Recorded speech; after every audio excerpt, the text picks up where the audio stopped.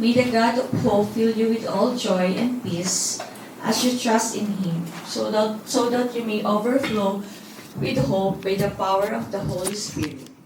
Sa Tagalog, puspusin nawa kayo ng Diyos na siyang bukal ng pag-asa at nawa ipagkaloob niya kayo ng kagalakan at kapayapaan sa pamamagitan ng iyong pananampalataya upang mag-umapaw ang inyong pag-asa sa pamamagitan ng kapangyarihan ng Espiritu Santo. May the Lord add conviction upon hearing of His word. May we all be seated. Salamat sa ating pong napakinggan muli sa ating Panginoon to His word patungkol sa pag-asa. Lord God, muli salamat sa inyong pong presensya na kung saan nararamdaman po namin, na kung inyong pong paghipo sa puso po namin na yes, we are living in this world, Panginoon, with a lot of things na kung minsan it always in our mind, especially the uncertainty of this world. But again, because of your hope, the blessed hope, Panginoon, na ibinigay niyo nga po sa amin, here we are standing in front of you, Panginoon, para madama pa yung pagkapala na ipinagkakaroon niyo nga po sa bawat buhay po namin. Panginoon, muli, kayo po ang manguna sa aming pong gagawin ngayon, lalo na yung pagtuturo niyo patungkol sa inyo pong kabutihan, kahabagan sa bawat buhay po namin. Panginoon, salamat ng marami at lahat ng ito tinataas mo namin sa iyong pangalan lamang sa pamamagitan ng anak na Jesus, aming Diyos at tagapagligtas. Amen. So, good morning mga kapatid. Praise God, no? Talagang na-feel natin yung presensya ng Lord sa pag-aawitan pa lang. Lubos na yung kagalakan na binigay ng Lord sa bawat puso po natin. So, hindi na po tayo tatagal. Ano kaya ang mensahe ng ating Panginoon? Yan po ang pamagat ng ating pag-uusapan. Base dun sa nabasa ni ate, talagang yun na lang po ang gusto ng ating Panginoon sa bawat buhay natin. And it's a prayer na kung saan may the God of hope fill you with all joy and peace as you trust in Him, so that you may overflow with hope by the power of the Holy Spirit. Ika nga, ano raw po yung hope? Sa English, sabi, it's a feeling of expectation, a desire of a particular things to happen. Di ba? Umaasa ka na mangyayari itong naisin ko, lalo na kung may ginawa tayo. Di ba? At the same time, yung blessed hope na dahil sa pag-asa na yan, resilience tayo, ibig sabihin na pagtatagumpayan mo yung pagsubok na meron sa mundo. Ika nga raw po, yung pag-asa, kuminsan, it is an optimism. Ano po yung optimism? Sabi sa dictionary, the tendency to be hopeful and to emphasize or think of a good part in a situation rather than the bad part. So, the feeling that in the future good, things are more likely to be happen. Yun daw po yung optimism na sinasabi. At yun din ang hinahintulad kung ano yung pag-asa. Pero in the other way din po, na yung pag-asa raw po naman ay higit na aktibo raw, isang pakiramdam at isang pag-iisip na kailangan mong pagsikapan. Amen po ba? Kasi hindi mo pwedeng mag-hope or umaasa kung nakatihaya ka na lang sa bed o kaya something na wala ka namang ginawa sa buhay mo, kundi nakahilata na lang, di ba? Nakahiga. So, anong blessed hope na hinihintay natin? Kasi, wala tayong ginagawa. So, yung hope din pala ay, it is an effort na dapat ginagawa natin para yung maging resulta ng hope na iyan ay talagang makikita mo in a way na nandun yung presensya ng ating Panginoon habang ginagawa mo yung something na para sa buhay natin. Di ba? Ano yung hope natin nung tayo po ay nag-a-apply? Nag-a-apply pa lang. Di ba? Sana makakuha ako. Tatanggapin ako ng employer. Di ba? Hope natin yun. Kasi nag-apply ka. But praise God, we are here now. Sineselebrate po natin yung kadakilaan nga ng Lord. Na kung saan, we are all here na anyway, di ba? Meron natin tayong sahod. Na kino-compare natin yung sahod natin sa bansang Pilipinas na hindi naman ganun kalaki compare dito. Na because of that hope na nanatili sa puso po natin, di ba, nagpursige tayo para mag-apply. At praise God, nandito na ngayon. sa lugar na ito. Ang pag-asa ay may dalawang sistema ng araw. Yung pagpapatakbo na magkakapit kamay at pareho ay kinakailangan para sa pag-asa na magiging isang epektibong katulad na pong mga therapeutic or sa isang individual at kolektibong antas. Katulad ng umaasa ka, pero in the way, meron ka rin ginagawa doon sa pag-asa, hindi ka lang umaasa. So, dalawang way sistema para makamit po natin yung tunay na pag-asa. Yes, we did something, praise God. But again, when we pray to our Lord Jesus Christ, especially with our faith, di ba? Lord, sana matanggap ako. O kaya, sana Lord, gagaling ako. O kaya, Lord, sana ayos na ako kay ate o kuya. Di ba?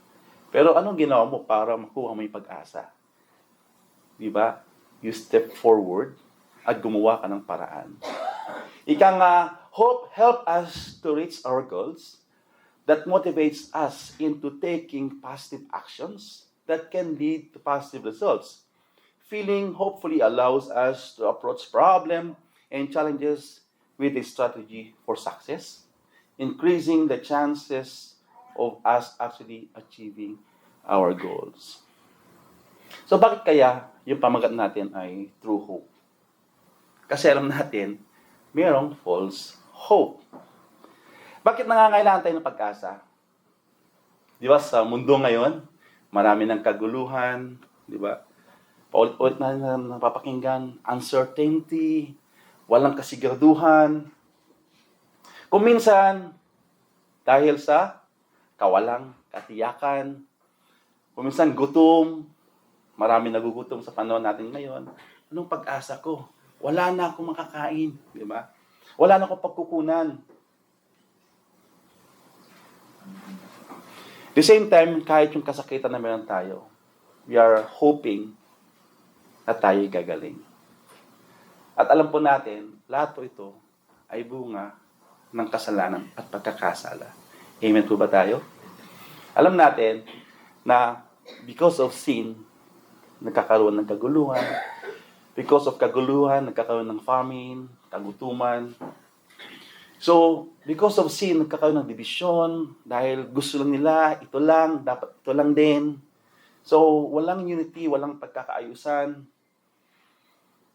At dahil sa mga nangyayari sa mundo ngayon, siyempre ang iniisip mo, paano na lang kami kung bigla lang nagkaroon ng tunay na kaguluhan?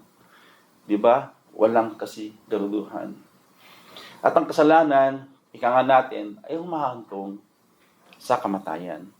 At ang pag-asa na gagawin sa ating Panginoon, kahit tayo makasalanan at nagkakasala, pag tayo po nagsisisi sa ating mga pagkakasala, yung pag-asa ni binibigay sa ating Panginoon, yung kalayaan, yung kapatawaran dun sa pagkakasala natin. Di ba? Ang sarap pakinggan pag humingi ng tawad, you are forgiven. Di ba? Yung mga utang mo, di ba? Huwag mo nang bayaran. Di ba pag tayo mga may utang, pag sinabi siya ng pinag-utangan mo, wala ka ng utang. Ano yung pakiramdam mo? Umutang ka ng kalaki-laki tapos sabihin sa'yo, wala ka ng utang. Di ba? Laking pag-asa na yun. Yung pag-asang, yes, makalaya na ako dun sa utang ko. At yun po ang ginawa ng ating Panginoon sa bawat buhay po natin. Namatay siya sa krus. Binayaran niya po lahat na dapat po tayo manipako. Di ba pag sa tao, grabe na lang yung pasasalamat mo. Doon sa taong nakagawa sa iyo ng kabutihan at nagbigay ng pag-asa sa iyo. Bakit kaya?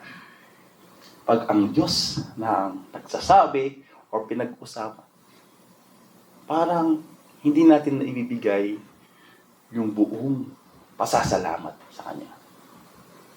Di ba? Kung sinabi ng taong nakapagbigay sa iyo ng pagbibigay dun sa kagusto mong inutang tapos binayaran, sabihin, huwag mo nang bayaran. Di ba lahat ng sasabihin niya, gagawin mo? Lahat ng pabor na, alam mo, kahit, okay na, nakakaya kay kuya. Di ba, bakit kaya sa ating Lord? Wala tayong hiya. Ramdam po ba ninyo yung bigat ng ginawa ng Lord para sa atin? Ang pag-asa again, ay nasa Kanya. Pero ang problema kung minsan, yung pag-asa na yan, binabaliwa pa natin. Dahil sa mga nabanggit, ika nga, marami sa mga tao ang nagbabakasakali na magkaroon ng pag-asa sa pagbabago ng kanilang mga buhay para makaaluan, magkaroon ng kasiguraduhan sa pamamagitan ng ibang pamamaraan. Ano yung mga false hope na ginagawa ng tao pag minsan? Di ba? Katatapos ng eleksyon, lahat gustong nang mag-run dahil alam po natin, sa ibang tao, hindi po lahat, pag nandun na sila sa posisyon, di ba? Wow, pag-asa ko na to. Alin? Para yung buhay nila, makaalwan sila sa hirap. Ano ba ginagawa ng mga politiko ngayon sa panahon natin ngayon? Are they really a public servant? Or servant of themselves? Meron din kakilala na kung saan, yes, nung hindi siya politiko, makikita mo, maraming utang, yung bahay, maano ng bangko. Pero lumabas, ang public servant, ang dami ng ari-arian. Iba, makikita mo noon, parang kahirap-hirap ang buhay. Pero ngayon, ang dami ng mga businesses na kung saan ang galing ang mga yun. Kaya makikita natin, yung mga politiko, hindi naman po natin nilalahat. Nagbabayad sila sa mga botante, aminin man o hindi, pagkaisa tayo naka-receive, o sa isang pamilya natin. Bakit sila nagbibigay kung in the first place, pag upo nila, wala silang babalikan na kung saan kukunin doon sa kaban? Bakit sila nagbabayad? Kung talagang iniisip nila is tunay na serbisyo, yan ba ang tunay na pag-asa? Diba? It's always a false hope. Baka tayo rin, di ba, sa mga social media na ngayon, nakikita natin, lahat tayo nakahawak ng mga cellphones. Ano yung mga palagi natin nakikita doon? Di ba, kung minsan, makikita mo, uy, nanalo si ano. Uy, maraming mga promotions. Ano pa nakikita natin sa mga social media? Nagpo-promote ng mga online. Di ba? Ano yung mga online na yan? Bigyan ng pag-asa, tumaya ka lang, mananalo ka. Kasama po ba tayo doon? Nagbabaka sakali, magkaroon ng pag-asa para makaalwan doon sa kahirapan. Baka naman, ma-scam ka at mawalan ka pa. So kung minsan yung pag-asa natin, ihalagay natin sa mga bagay na wala ring patutunguhan. Pero dapat yung pag-asa na yan ay nakatuon lamang sa atin, Panginoon. Ganon din siguro sa iba o mga old stories na kung saan sa bansang Pilipinas, di ba? Ang mga sugal doon na legal, sweepstakes, megaloto, loto, wedding, di ba? Kung minsan wala nang mamakain, pag-asa ko na to, tataya ko, di ba? Pag natalo, ano ka ngayon? Sayang naman. Kung sakali nanalo ka na, nasaan yung mga pinalunan mo? Naging asensado ka ba? O ubus na? Kasi alam naman natin, kung yung mga ine-enjoy natin, galing doon sa hindi kagusto ng Lord, di ba? Palagi natin napapakinggan, ang bilis na niyang mawala. Pero pag pinaghirapan natin, alam mo kasi kung paano mo kinuha yung bagay na yun, through the sufferings, because of that pag-asa na alam mo, in-aim mo, na ma-reach yung goal na iyan, di ba? Mas masarap kung ine-enjoy. At alam kong mas matagal pa siyang mawala. Kasi iniingatan po natin. Ang pag-asa ay makikita bilang isang paniniwala sa isang positibong resulta kahit sa harap ng kahirapan. Ang paniniwalang ito ay maaaring humantong sa isang pakiramdam ng kagalakan na hindi nakadepende sa panlabas ng mga pangyayari. Di ba? Hindi pa nangyayari. Excited ka na, feeling ko sa akin siya. Di ba? Feeling ko okay na. Di ba? Feeling ko makukuha ko na. Pero may time ba na hopeful ka, tapos biglang, hindi pala. Ano yung pakiramdam mo? Kasi alam naman natin, ay hindi yung mga plano natin, kung minsan ang nagtatagumpay. Kundi ang mga planuhin naman po ng ating Panginoon, yung tunay na nagtatagumpay. Amen to ba? Kasi alam kong bawat sa atin nakapag-experience na yun, yung abot kamay na lang eh. Pero bakit? Diba? Bakit? Hindi ko nakuha o hindi ko man lang napasa akin. Baka again, merong way na kung saan hindi kagustuhan ng Lord, pero ginawa mo pa rin. At alam ng Lord yan. Hindi ko man alam, hindi man alam ni kuya, ni ate, but lahat po ng ginagawa po natin sa ating mga buhay para magkaroon ng pag-asa, para makaalwan, makalahis sa hirap. Again, it's that a true hope or a false hope. Bilang mga Kristiyano, dapat nga rin po. Ang kagalakang ito ay makikita bilang isang bunga ng Espiritu, lumalaban sa kawalan ng pag-asa at nagtataguyod ng positibong pananaw. Pag-asa ay nakatali sa pananampalataya at paniniwala sa isang banal na plano ng ating Panginoon. Kasi, yun talaga ang talagang pag-asa. May ginawa ka at because doon sa ginagawa mo na yun, nandun yung panalangin mo, pagtitiwala mo sa Lord, na ibibigay niya. At kahit man, kung yung pag-asa na sabi mo, sayang. Di ba, nandun pa yung peace of mind? Na kahit hindi mo nakuha yung something na pinapalangin mo, alam mo ng Lord, there's always a will for Him, na ipagkakalob niya pagdating ng panahon. Dahil alam natin, dun sa mga pag-asa na ipinapalangin natin.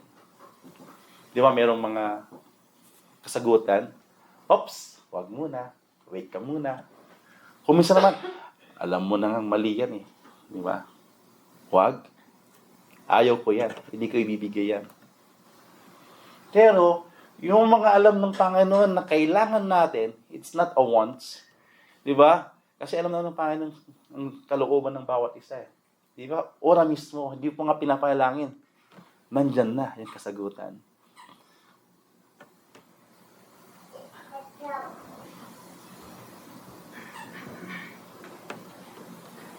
So, ang pag-asa ay maaari din po magiging mapagkukunan ng karatagan at pagtitiyaga na tumutugon sa atin sa harapin ang mga hamon ng may higit na layunin. Sabi nga, ang bunga ng pag-asa or hope, ang kagalakan ay maaaring lumikha ng isang positibong pananaw at gawing mas madaling maniniwala sa mga gandang bagay na darating. Ang mga positibong emosyon tulad ng kagalakan ay maaaring palawakin ang ating pananaw at gawing mas bukas tayo sa mga posibilidad. Di ba? Dahil alam mo ang Diyos, ang nandyan patuloy na gumagabay sa ating mga panalangin yung gustong-gusto mo ng makalwan. Because of that blessed hope, di ba? Ano man ipagkakalab ng Panginoon, di ba? Masaya ka pa rin. Yung puso mo, nagagalak pa rin. Kagalakan. Di ba? Kahit alam mo na, sana, nawa, masaktan ka dun sa ginawa or nangyari. Pero because of that blessed hope, alam ko, may plano ang Lord.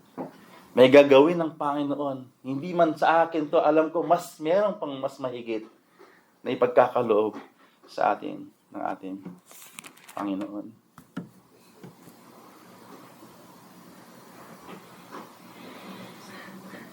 Sa anuman po mga larangan, para makamtan natin ang pag-asa sa lahat ng bagay, ika nga po kanina, dapat meron po tayong gawin. Katulad na lang po, kung sakaling sa atin, di ba? Medyo may edad na. Anong dapat nating gawin, di ba? Kung alam mong kailangan mo na magpatingin ng doktor, magpatingin ka na. Tapos umaasa ka, ay mawala lahat ito, di ba? Kahit hindi na ako magpatingin ng doktor. Magda-diet lang ako, mataas nga di ba? Mataas nga yung sugar mo Mataas nga lahat So, umaasa kang pagaling, wala ka namang ginagawa. So, dapat bilang isang, yes, hindi nawawala yung pananampalataya. But again, kung pananampalataya, alam mo naman, inabuso mo nga yung katawan mo bago ka nagkaroon ng magandang pananampalataya. Dapat, gawin mo yung dapat na kumonsulta mo sa mga gamot. Ngayon, saka mo siya takpan at sapawan ng pananampalataya. Kasi, paano may pag-asa gumaling kung alam mo na nga stage ano na ngayon na sakit mo tapos hindi ka pa pumunta sa doktor, tapos nanalangin ka, alam mo na nga kailangan mo nga talaga magpatingin. So, dapat, patingin ko muna, manalangin, kakaroon ng pag-asa. Ika nga po sabi ni Rizal, daw, kasi palaging si Rizal, lalo sa panahon ngayon, dahil sa sovereignty, kung nandyan pa si Rizal, di ba? Ang kabataan daw po ay siya ang pag-asa ng bayan. Ngayon, paano po natin masasabi ng mga bata ang pag-asa ng bayan kung yung magulang mismo ang problema sa bayan? Sa panahon natin ngayon, nakikita po ba natin yung nangyayari sa mga kabataan ngayon? Mayroon po ba tayong parte doon kung ano yung katatayuan ng mga bata na pag-asa ng ating bayan?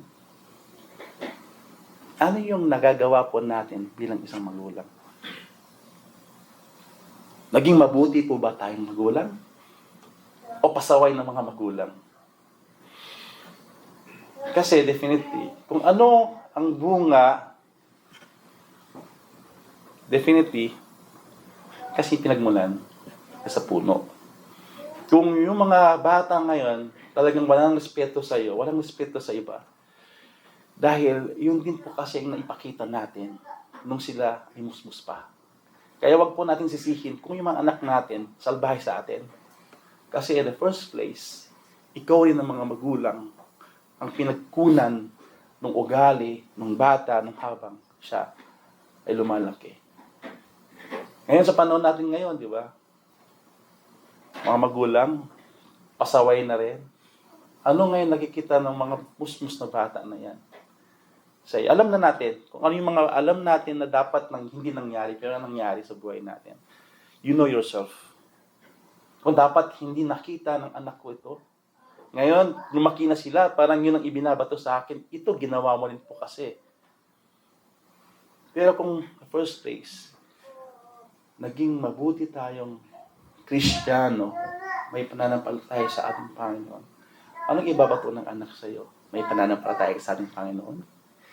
Meron kang pag-asa? May takot ka sa Panginoon? So, paano ngayon yung bata magkakaroon ng guts na gumawa ng hindi maganda? Kung yung mismo tatay-nanay niya, katulad na nandito ngayon, na may pananampalataya, mahihiya yung anak mo. Ngayon, masasabi mo ngayon na may pag-asa ang bayan. Kasi may takot sa Diyos. Kasi kung ang tao may takot sa Diyos, definitely, makagawa po ba siya ng kasalanan? Yes, makagawa siguro, but still, when the person accepted Jesus Christ as Lord and Savior, definitely there will be conviction na magsasabi, yung konsensya ba sa mga ibang tao hindi po alam kung ano yung conviction. Magsasabi, hindi ko na gagawin ito. Masama. Diba? Kung may pananampalataya sa tunay na Diyos. Kasi yun po ang punot dulo kung bakit kailangan natin ng pag-asa dahil ito po yung bunga ng kasalanan na mayroon tayo sa mundo. At alam natin kung bakit mayroong mga ganitong klase ng kahirapan. Again, because of that sin. Sa ating simbahan o pamilya man, ano ang dapat natin gawin para makamit natin ang tunay na pag-asa? Matulungan ang mga kapatid na magkaroon ng tunay na pag-asa. Paano? Definitely, yung pananampalataya na mayroon tayo. Dapat po natin i-share. At dito makikita rin po natin sa scripture na to. Ito na kasi yung panalangin ni Apostle Paul. Pag titignan natin po ni chapter 15, ano po dapat natin gawin bilang kung sakali man, miyembro ka ng simbahan? Or sa isang family. Actually, ang pag-asa, yes, nagmumula sa ating Panginoon. Pero dapat din po ay makikita sa ating katawan, magmumula po sa atin, at makita po sa atin. Ika nga po sabi dito sa chapter 15, 1 to 3, 4. Sabi ito na naayusin din ni Paul sa Book of Romans, sabi nito, He who are strong to bear with the fallings of the weak, and not to please ourselves. Each one of you should please our neighbors for their good, to build them up. For even Christ did not please himself. But as it's written, the insult of those who insult you have fallen on me. For everything was written in the past was written to teach us, so that through the endurance taught in the scriptures and encouragement they provide, we might have hope. Pasok tayo sa simbahan. Diba? So, ang sinasabi ng ating pong kapatid na Paul dito, Apostle Paul, kung tayo ay malalakas, at alam natin mayroong mga bumabagsak, at alam natin nawawalan ng pag-asa, tayo rin po nawa naging instrumento para sila po ay may taas na matulungan.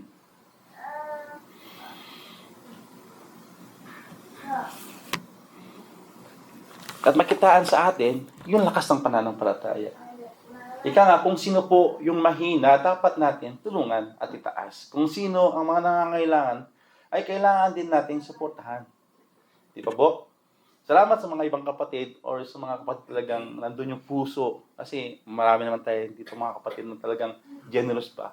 Na kung makikitang nahihirapan yung kapatid, nandun yung talagang kamay po niya na gustong tumulong. At salamat po sa inyo mga kapatid. Kung sakali man na malakas ka dun sa ibang aspeto, di ba? Please, don't put yourself, ay tinataas mo, kasi ako yan, di ba? Ako ang gumawa ng paraan para naging ganyan yan, di ba?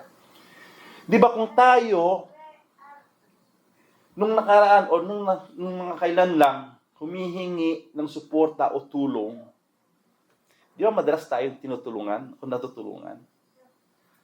Pero bakit? Paano naman? Kung tayo naman yung hinihingan ng tulong, kaya ba natin din pong pagbigay ng tulong? Meron ka naman, kaya ayaw mo ding tumulong, di ba? So, sinasabi ni Apostle Paul dito, kung sino yung mga mahihina sa pananampalataya, kung sino yung mga mahihina, alam natin na kailangan tumulong. Kasi, siyempre, alam natin, kung nanghina siya, meron siyang kailangan, at wala siyang mahalapitan. Kung minsan, di ba, nawawalan ng pag-asa at depressed dahil of that need na kailangan matugunan at wala siya pagkukunan. Di ba, apektado? Kaya nga tayo may simbahan na nagtutulungan tayo dito. Hindi yung ginagamit natin yung kapatid para pagkakitaan. Kaya, kung makikita natin yung konteksto na to, yung Romans itself, it is the hope about salvation, kaligtasan, pag-asa.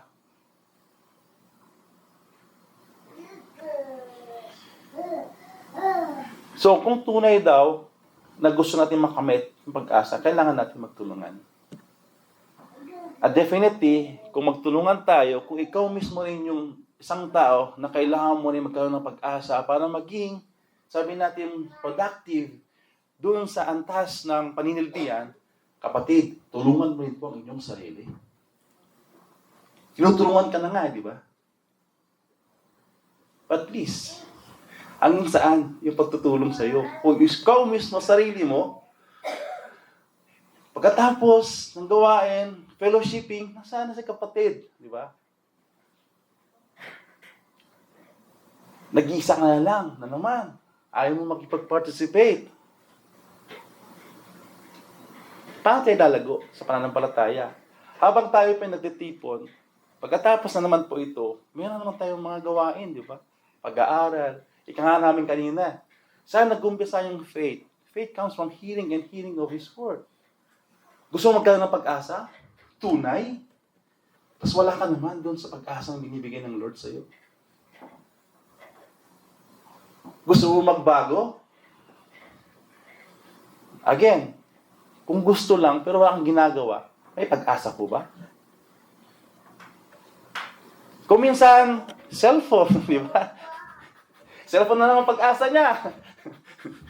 Gusto ko ma-relax o di, maglaro na lang ako habang buhay. Paano naman yung ministry ng Lord? Paano naman yung purpose mo kung bakit ka nga nandito sa lupa? At sinasabi mong Kristiyano ka? Mag-enjoy lang ako, mag-Netflix, di ba? Pakaway-kaway lang dyan, sarap ng buhay. Sana naman, kung tunay mo yung tunay na pag-asa sa lahat ng bagay, ng aspeto, sige, bakit ayaw mo makinig dun sa tao, lalo na sa salita ng Panginoon, ng tunay na nagbibigay ng pag-asa? Kung minsan, katulad na natin si Martha, di ba? Di ba, yung kwento ni Mary at saka Martha, ano yung ginalugdan ng Lord? Yung nasa kusina ba, yung nag-aayos, yung mga gumagawa ng mga bagay na dapat gagawin ko to para dun sa mga bisita. Di ba? Magpakapagod ka dito, magpakapagod ka doon. Pero ang sabi ng Lord, mas nanaisin pa, mas nabibless pa ako kay Maria na kung saan nandito siya sa harapan ko na nakikinig. Kaysa yung mga tao na masyadong busybody na hindi na naiisip yung kapakanan niya sa presensya ng ating Panginoon. Tayo po ba yun? Na-realize mo natin, ay, ako nga yun. So again, kung tayo man po yung mga bad examples o kaya hindi nakikitaan ng energy, di ba? Enthusiasm,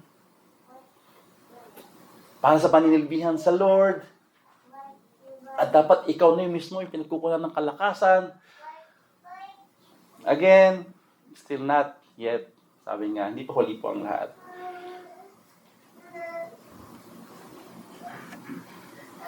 Kung makikita natin, ang Panginoon pa rin po ang nabibigay sa atin ng endurance. Sabi nga dito, kung tunay natin mahal mga anak natin, tunay natin mahal yung mga kapatid natin, dapat ipaunawa po natin yung tunay na pag-asa, kaligtasan, kalayaan na nagmumula sa ating Panginoon. True sa pananampalataya na meron po tayo. Kaya nga, mga kapatid, again, every Friday, 8 o'clock a.m., may evangelism po tayo. Again, kung sino man po yung gustong mag-attend, para mas lalo po makita nila kung ano po yung tunay na pananampalataya at nagkakaroon tayo ng pag-asa. Yung salvation po, importante po sa bawat buhay po natin. Salamat doon sa mga bago namin na meet kanina. Kasi alam ko it's not really an accident na nandito po sila na makapakinig. Pero kung tayo rin po yung mga means para makapunta yung mga kapatid na maaga, para in a way, na matulungan din yung mga kapatid magkaroon ng pananampalataya regarding sa pagkakaroon ng knowledge about dun sa pag-ibig ng Lord to salvation. Dalhin po natin sila ng maaga, mga kapatid. Kasi masarap pong pag-usapan yung kaligtasan. Kasi kanina, nag-enjoy po kami. Parang ayaw po nga pa namin magminto. But because of that time na lang, kami ni Kay dito. Time. Diba? So, again mga kapatid, namimiss po ng mga ibang kapatid yung evangelism. Maganda pong pinag-usapan na nag-enjoy po kami. Nawa, kung gusto nyo po mag-enjoy, 8 a.m., sakripisyo, kasi yun po yung kailangan para makamit natin yung pag-asa. There's always a sacrifices na kailangan pa natin ilaan. Kaya nga, gumawa muna bago may pag-asa. Gusto natin maging mataas yung pananampalataya natin, paano? Wala tayo sa pag-aaral. Hindi tayo nakakasama sa mga gawain na kung saan nagsasalita ang Panginoon para mabigyan ng pag-asa. Pero wala ka. Wala tayo. Paano na lang yun? Di ba? So again, mga kapatid, kung gusto na po natin ng pagbabago, we should have to act upon. Sabi nga rito, yes, may mga pagsubok. Pero again, dito sa sinasabi ng ating Panginoon sa Romans 5 hanggang 7, may the God who give endurance and encouragement give you the same attitude of mind toward each other that Christ Jesus had, so that with one mind, one voice, you may glorify the God, the Father of our Lord Jesus Christ. Accept one another, then just as Christ accepted you, in order to bring praise to God. For I tell you that Christ has become a servant of Jews in behalf of God's truth, so that the promises made to the patriarchs might be confirmed, and moreover, that the Gentiles might glorify God for His mercy. Di ba? Yes, maraming mga pagsubok. Given na po yan. Habang tayo po ay naghihintay, doon sa pag-asa, always kasi habang nag-aasa tayo ng patience, Lord, pahabahan yung pasyensya ko doon sa aking paghihintay. Automatic yan, may sakripisyo yan. Di ba kung minsan nag-aas ka ng endurance, hindi man basta-bastang dumating endurance eh. Susubukin yung endurance mo. Susubukin yung patience mo. Masakit ba pag sinubok yung endurance mo? Sa mga kapatid. Ganito na lang siya. Lord, bakit na naman po? Ganito na naman. Again, ang Panginoon palagi nagbibigay sa atin ng kasagutan sa lahat ng gusto natin. Lord, bigyan mo ng pasensya. Pakakailan lang. Nag-drive ako, patience. Binag-traffic ko. Ang haba ng sasakyan. Di ba? Habang naghihintay ka, naiinis ka ba? Di ba? Kung minsan na-test yung faith mo. Di ba? Humiling ka ng patience. Enjoy mo yung patience. Di ba?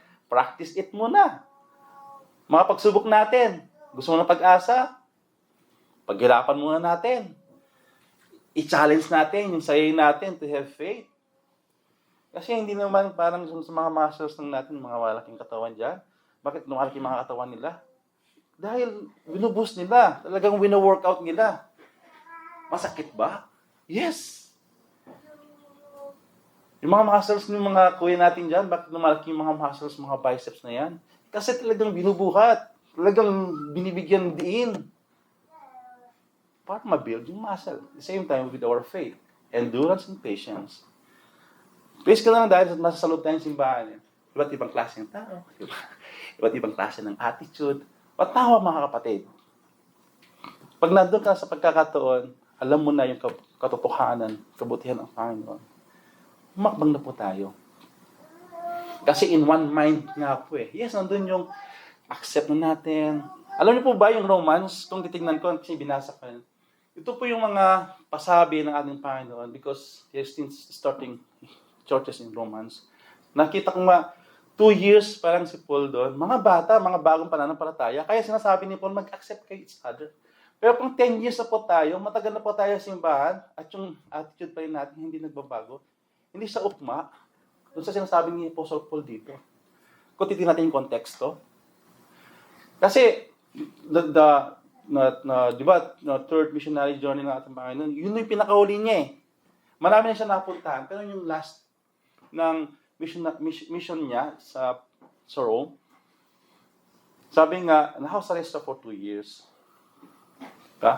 Tapos, ang ginagamit niya para at least may share niya yung salita ng ating Panginoon ay si Tacitus. Diba? Si Tacitus. So, yun yung kasama niya palagi. At nag-ano din ng mga letters para may share.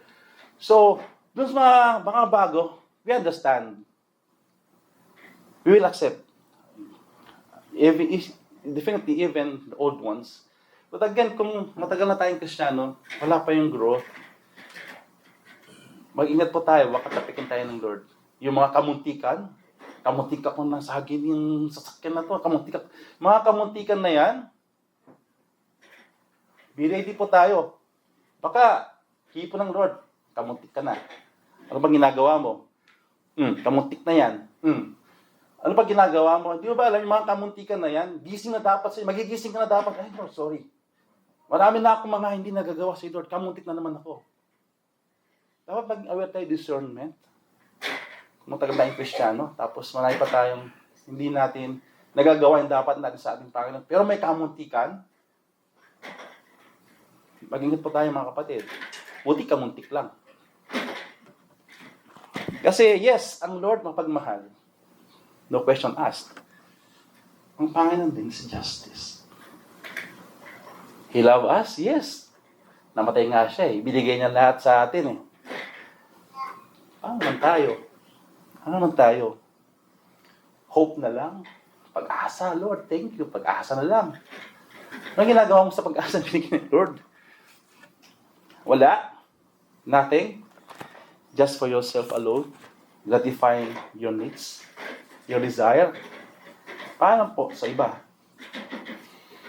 Salamat na lang again dahil the Lord is the one always giving us things na kailangan pa natin sa lahat ng bagay. Di ba? Endurance.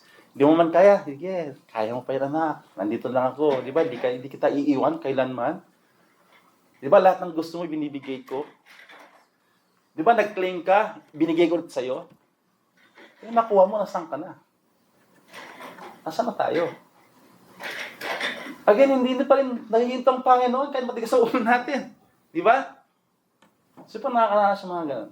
Yung marami ka nang ginawang masama na alam mo, hindi nakakalugod. But again, chances. Hingi ka ng tawad. Pinatawad ka naman kasi yun ang pangako ng Lord eh.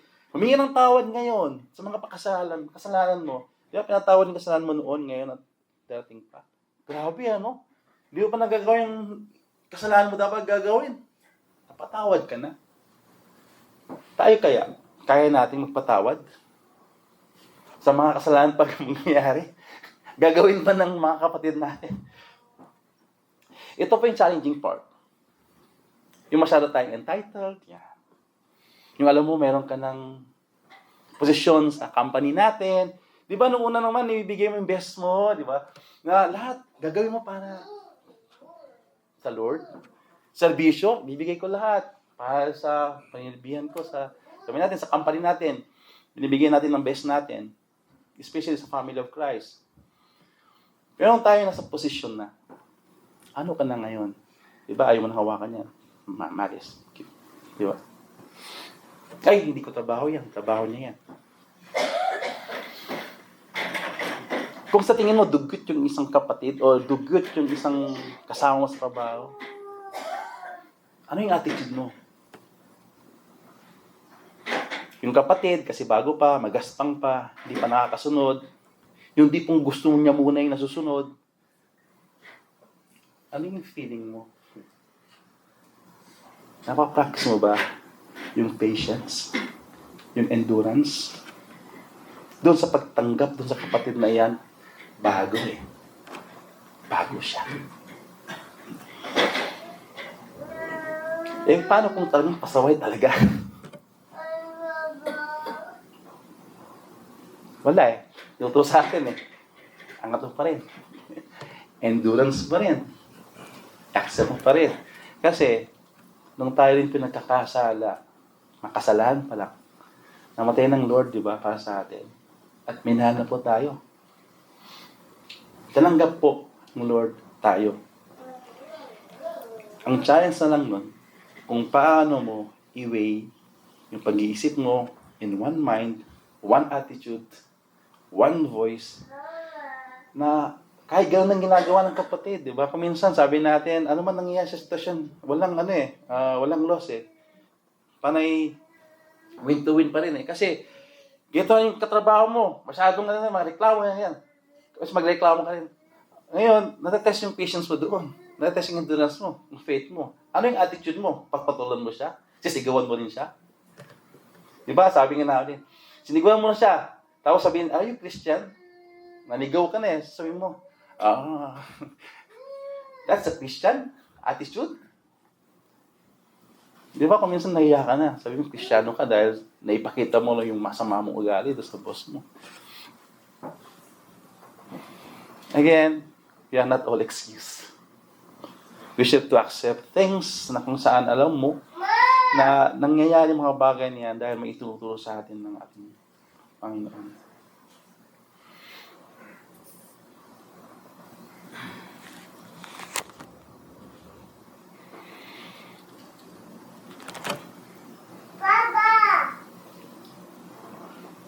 Ika nga, you should have to put hope in our Lord. Sa Psalms 33 verse 20 and 22 sabi, we put our hope in the Lord. He is our protector and our help. We are glad because of Him. We trust in His holy name. May your constant love be with us, Lord, as we put our hope in Him. Actually, nabanggit na pa natin kanina, sin is the key factor kung bakit yung tunay na pag-asa, hindi natin natatamasa. Base sa ating po narinig po kanina, hindi po din natatapos. Kung sakali tayo man po ay hindi naging maganda yung mga examples po natin sa ating mga families, to our brethren, again, hindi po nagko-close ng door ang ating Panginoon. Isang kilang po dyan, humingi ng tawad, pagpakumbaba, katulad yung nabang amin pong napag-usapan kanina, about dun sa babae na talaga namang humingi ng tawad, but sabi ng Lord, because of your faith, anak, you are forgiven. Kaya mga kapatid, huwag na tayo malungkot. Malungkot na tayo kasi nasaktan tayo kanina. Ayos lang yan. Kailangan natin yan. Nasaktan mo yung ego mo kanina? Okay lang din yan. Kakantay na pag-asa dyan. Kasi alam ko, pinapapakinggan natin, really sa puso po natin, na ang Diyos na rin po ang gagawa ng paraan. Kung ano man yung pakinggan natin, kung tayo matatigasan pa rin ng pulo, gusto mo nung pag-asa para makakaroon ng productive na ministry, na service sa ating Panginoon, kaya hindi nagagawa dahil hindi mo nga naibibigay. Hintayin mo lang yung tapik ng Lord. But now again, kung tumapik ang Lord, tanggapin natin ng lubusan. Kasi God is love, yes, but God is just. Jesus came to suffer and forgive. He came to rescue and restore. He came to call you. Diba? And also, Jesus Christ loved those yung akala natin without grace, na patuloy na still living for themselves. Again, namatay pa rin sa kanila ang Lord. Yes, He came because He did. There is always a hope that sinner can be redeemed and the world can be renewed. Yes, it is. Dahil yung hope sa ating pananampalataya is a person. And that is Jesus Christ, our blessed hope. Ika nga, bakit daw dapat tayo magkaroon ng pag-asa sa ating Panginoon? May tatlo lang. Mag-umisa pa lang yung message natin. Are you still awake? Enjoying? Bakit? Si Jesus ang tunay na pag-asa. First, si Jesus ang daan patungo sa Diyos. Di ba? Sige, lahat-lahatan natin. Si Jesus ang katotohanan mula sa Diyos. Si Jesus ay buhay. Ika nga, Jesus is the way, the truth, and the life. No one comes to the Father except through Him. Ang kasalanan ay lumikha ng isang kakilakilabot na hindi likas na maatin ng bawat tao. Yung paghihiwalay ng Diyos at tao. Di ba? Kaya yung definition daw ng sin, it is the separation of man and God. But again, hindi na nahinto po doon. Anong ginawa ng ating Panginoon? Di ba namatay siya? Naparito siya. Para saan? To make the bridge para tayo makatungo sa ating Panginoon. Sinong Panginoon? Mamaya may na-confuse. Tayo po iniiwala sa Trinity. God the Father, God the Son, God the Holy Spirit. So God, alam natin, they are one as God. But again, kung paano po nahiwalay si Adam and Eve sa garden because of sin. At doon po nagmula lahat ng mga pagsubok, lahat, di ba? Kahit sa mga magulang, bae, kailangan mga anak. Dahil sa kaparusahan nga. At so tayong mga lalaki din, dapat ma-break yung ating mga box. At ayun, nandito tayo, naghahanap buhay sa malayo sa ating mga mahal sa buhay. Di ba? Pero again, God gave us the comfort. God gave us the strength. Assurance, lalo na ibinigay niya yung bugtong niyang anak. Di ba? Ibinigay niya yung bugtong ng anak na naman. Para sa ikaliligtas mo lang. At kung walang ating Panginoon sa Kristo, definitely hindi tayo mapapatungo sa Diyos. At yun yung isang pag-asa natin. Na kahit anuman po, ika nga, makuha mo lang po lahat ng mayon sa mundo kung it will defeat your soul. Diba? Anong kahinatnan? Nothing. Ika nga sa Arabic, may faida. Diba? Kung yung soul mo naman, nasa iyo na lahat, ina-enjoy mo na. Pero pag ito ng panahon, impyerno ka pala.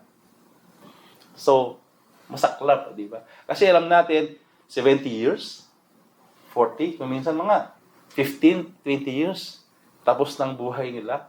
Malit ng span na yun. How about for eternity? Habang buhay kang magdanas ng kahirapan dahil sa ayaw mong maniwala sa ating Panginoon. So, ang mga tao ay nilaan upang mamuhay ayon sa kalooban ng Diyos at para sa kanyang kaluwalhatian. Ang dakilang tanong ng kasaysayan, paano nga po raw magkaroon ng dugtong doon sa break na relasyon? Again, ika nga, ang Panginoon sa Kristo lamang, ang mediator, ang paraan para tayo magkaroon ng tunay na relasyon muli sa ating Panginoon.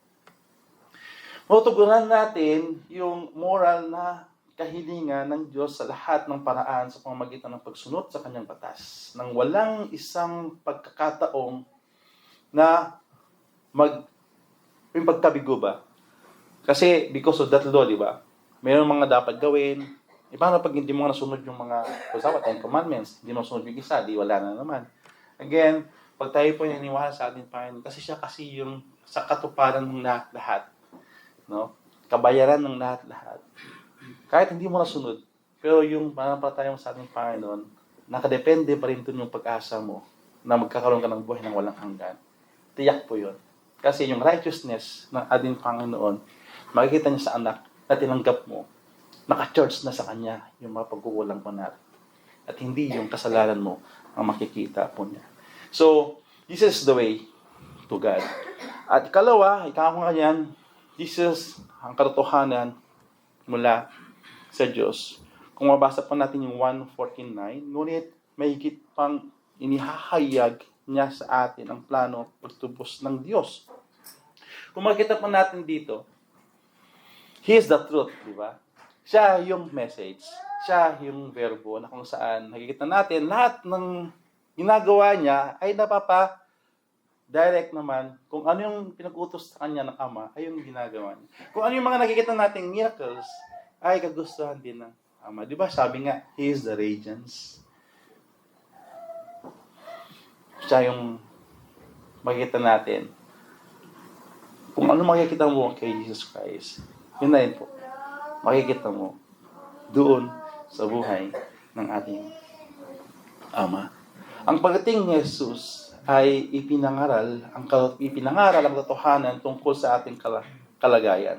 At sa kalagayan tayo na nalapit na sa kapahamakan nang walang anumang kakayahang iligtas ang ating mga sarili. Kaya pinadala ng Diyos Jesus bilang pinangkahuling pisikal na paalala ng lalim ng ating pangangailangan. Si Jesus ang katotohanan mula sa Diyos. So, kung gusto natin I'm the truth, di ba? Siya yung truth talaga. So, lahat, kung gusto mong makita at matutunan yung katotohanan, basahin lang po yung Biblia. At mag-attend ng mga Bible study, exhortation, at makikita natin, siya palang totoo. Siya palang totoo ang Diyos. Hindi yung mga Diyos-Diyosan, yung mga bagay na wala namang ginawa, kundi ko pa ang talagang mag-care, magbubuhat sa kanila, di ba? Pero ang Diyos, siya yung nagbubuhat sa atin eh. Mga problema natin, di ba? Siya yung nagbibigay sa atin ng kalakasan. Kung minsan pa nga, isang panalangin mo lang, nandyan na. Yan ang tunay ng pag-asa. Hindi sa mga pag-asa, alam natin, na wala namang talagang kapag-asa. So, si Jesus ay buhay. Si Jesus ay hindi lamang nangangaral ng buhay o nagbibigay ng buhay. Siya ay buhay. At the same time, nakita natin dun sa buhay po niya, kung ano yung klaseng pamumuhay na meron siya. Di ba? Anong mga miracles? Di ba? Paggaling ng mga may sakit. Yung mga namatay, at least na pinaka-maximum na lang na example, yung patay, binuhay niya. Yun na lang yun, tapos na yung part na to. Jesus ay buhay. Kasi siya ay nagbibigay ng buhay. At the same time, siya yung source ng buhay na walang hanggan. So, again, ang pag-asa ay narito. Di ba? Na ito ngayon, kapatid. Willing mo bang tanggapin natin ang Panginoon bilang Diyos at tagapagligtas mo? At pinagmumulan ng tunay na pag-asa?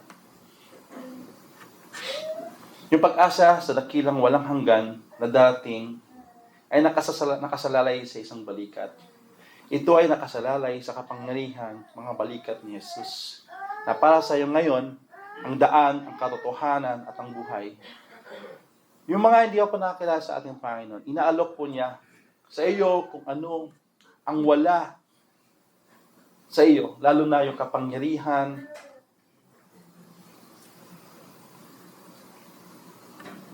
ng kalayaan na nagmumula sa atin.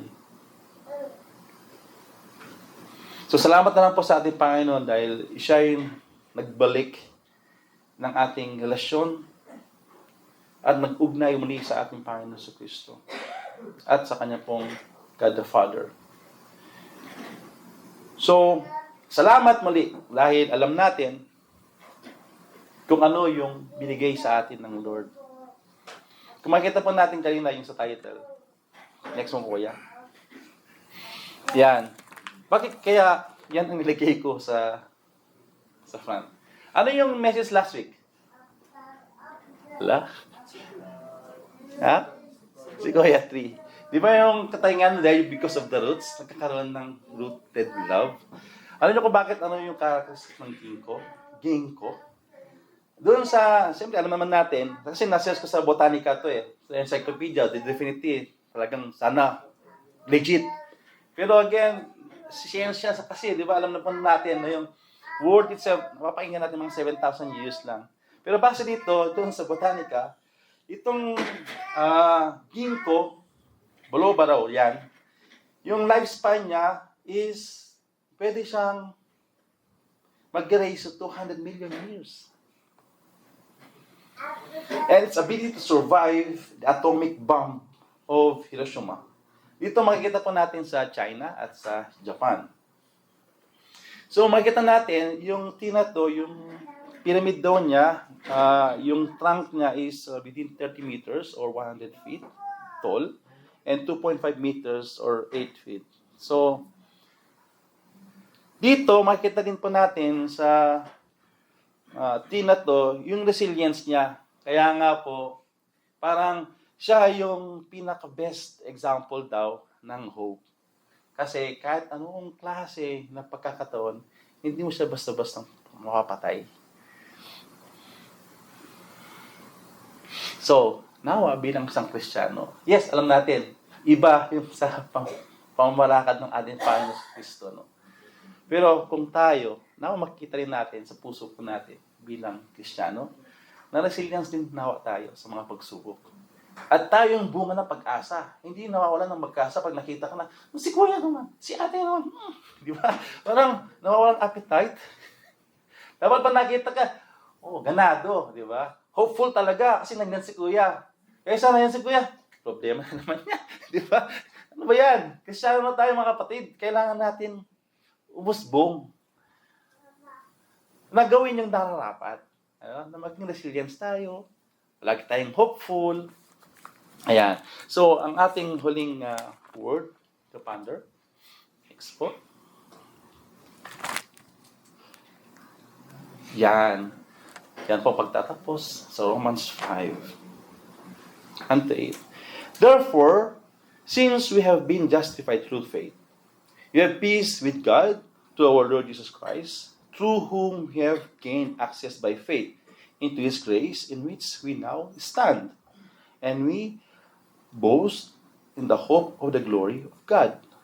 Not only so, but we also glory in our sufferings because we know that the suffering produces perseverance, perseverance to character, and character hope.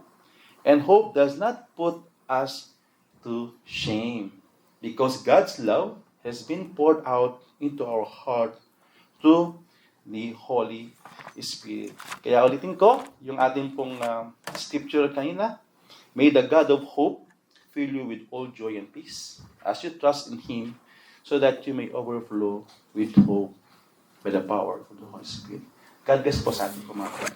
Thank you.